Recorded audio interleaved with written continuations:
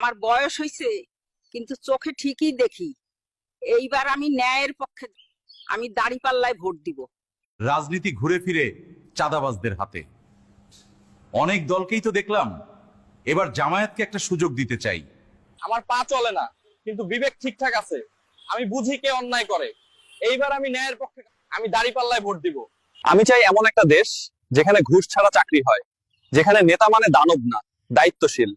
এই কারণেই আমি দাঁড়িপাল্লায় ভোট দিব। আমি চাই ইসলামের বিধান অনুযায়ী সমাজ চলুক, যেখানে অন্যায় চাঁদাবাজি থাকবে না। সেই জন্য আগামী নির্বাচনে দাঁড়িপাল্লায় ভোট দিন ইনশাআল্লাহ। আমার মতো গরিবের কথা কেউ শোনে না ভাই। ওরা শুধু ভোটের সময় আসে আর যায় 5 বছর।